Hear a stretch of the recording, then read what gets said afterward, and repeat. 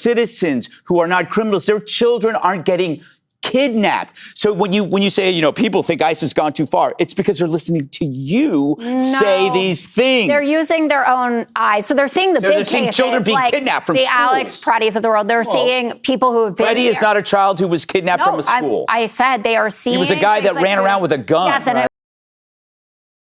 In this video, you are going to see what it looks like when one person brings facts to a gunfight. You'll hear Greg Gutfeld go on a completely unhinged rant comparing modern activists to the Manson family and Bolsheviks. It is pure fear-mongering. But watch what happens when Jessica Tarlov jumps in. While the rest of the table mocks the idea that immigrant families are terrified, Jessica calmly reads the actual court orders and rulings that prove ICE has been breaking the law. Watch how the panel panics when the truth enters the room. Don Lemon, I don't think you've weighed in on Don Lemon, Jessica. Do you think he's being unfairly targeted by the Justice Department? Well, a magistrate judge and another judge both wouldn't take it up. Not true. Okay. Second judge said they could move forward. Okay. All right. So just one big rejection, and then somebody else who, you know, said we could move forward with it. Sure, we'll see where it goes. He'll have his day in court, I guess, if it gets there. I think that this is another case of personal vendetta. We know that the administration not big fans of Don Lemon, and I think making the argument that he was the same as a protester is a little rich, but let it play out. I'm not here to dunk on Don Lemon with the same kind of excitement that all of you. So it didn't bother you what he did? I think I went first that day, and I said, I think this is unacceptable, especially when you hear children in there, and that we have had so many attacks on houses of worship that if anyone in that building thought that someone had walked in with an AR-15 and was about to blow their brains out, that it was unacceptable. So just to rehash, that's what I think about doing that. Sounded like you softened a little bit there. I was worried. No. I also think that ICE should not operate anywhere near a house of worship, which they have been, and they've been picking people up in Even church to protect parking lots. That's not what ICE is doing there. I want to have a calm week, so I'm going to ease my way into what I'm about to say and just say I have accepted the other side's vantage point on this, which is, as you say, Greg, this chaos was caused by you, right? That Biden left the border open, even though all of the people who have completely unjustly, and it is horrible that anyone was killed by someone who was here undocumented, they weren't all let in by Joe Biden, but whatever it is. So let's say that the chaos, we brought it on ourselves. You're going to have to do better in making the case to regular American citizens who are watching this play out, and that's everyone from mom who has never been politically active to dads who just want to go to work, who are now showing up at schools in Minneapolis at 7 o'clock in the morning to guard the doors to make sure that kids can get in and out of school and aren't going to get picked up. You have to make the case to them. You have to make the case to people like Rand Paul and Newt Gingrich and Pete Ricketts, hardcore conservatives that are seeing how ICE is behaving and what they're doing and saying this is unacceptable and it's not the way it's supposed to be, which Tom Homan acknowledged, as Dana said.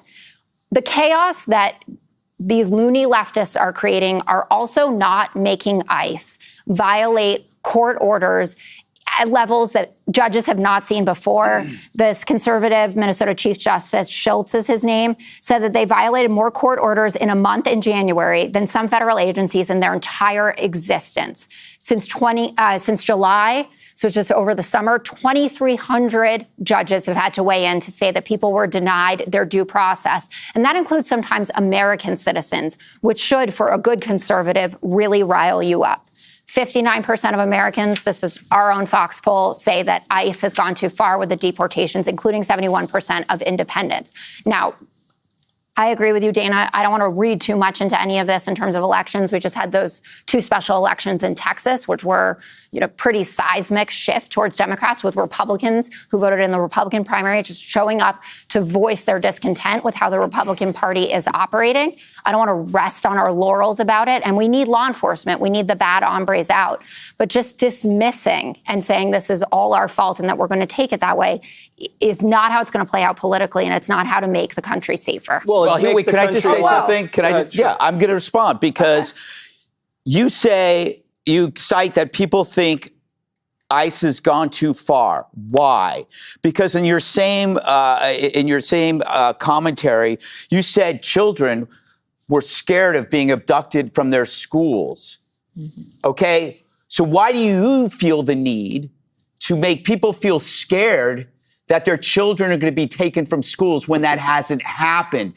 People who are citizens, who are not criminals, their children aren't getting kidnapped. So when you say, people think ICE has gone too far, it's because they're listening to you say these things. They're using their own eyes. So they're seeing the big they're seeing cases, children being kidnapped from the schools. Alex Preddies of the world. They're seeing people who have been Freddie is not a child who was kidnapped from a school. I said they are seeing. He was a guy that ran around with a gun. Yes, and it was his. That argument is failing. And that means he should be dead. Well, did I say that? Right. Did I say that? Did I say that? Don't put words in my mouth. So 73%. You poke a bear, don't blame him. 73% say criminal I mostly illegals. blame you. 73% say criminal illegals should be deported. 67% of the country wants state and local officials to cooperate with federal officials, so they're not doing that. And people would think by watching certain networks that everybody is against ICE and Border Patrol. And what I think the difference between woke 1 and woke 2 is very simple. In woke 1, they started with this DEI and other things, and the George Floyd thing happens, and people start saying, well, maybe America is inherently racist. Maybe we should have people, anchors on Sports Center, cry. Maybe we should have football players take a knee. Maybe we should have history professors talk about how bad America is and how we're basically 1619 Project. That's really what we're about. In fact, that was the #1 book in the country for a while. But I thought about it. Woke 2 is a lot different. Woke 2 started in these cities like Chicago, these cesspools, like Minneapolis, where they go in to get the criminals out and people stand up mysteriously just against Donald Trump. They had no problem when Barack Obama was doing it. This is what happened. Tom Homan was there. They would come to the jails and they would take the criminals out, and the locals would say thank you. But suddenly Democrats didn't like the label deporter in chief. So Trump gets elected. They say, we're going to put a stop to that. So when Trump goes to do it even more intense way with the wall, they say, we're going to stop the wall. We're going to make everything a sanctuary city. We're going to fight it out. But here's the problem. Woke 2 is not growing past the nucleus. No one is jumping on the Woke 2 bandwagon where they jumped on Woke 1. As they say here, it is now darker and more foreboding since the fatal shootings. Yeah, but people are saying, hey, within reason, Minneapolis, you might be upset by the 2 shootings, and there should be investigation, and there will be. Tom Homan comes in to moderate things, and he will actually do that, and he has been doing that.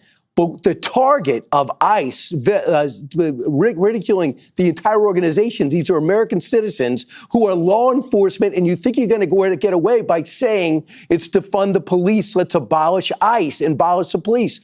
Americans are not for any of those things. And I think we're seeing it play out right now. Did you catch the difference in strategy? Greg Gutfeld and Jesse Waters spent that entire segment relying on feelings and dark fantasies, talking about woke 2.0, quote, civil war and the Manson family. They were trying to scare the audience. Jessica Tarlov did the opposite. She didn't use rhetoric, she used receipts. She cited the conservative Chief Justice. She cited the 2,300 judges who confirmed that due process was denied. She explained why children are scared. Not because of the media, but because ICE agents are breaking into homes without warrants, looking like kidnappers. When Gutfeld realized he couldn't argue with the legal stats she brought, what did he do?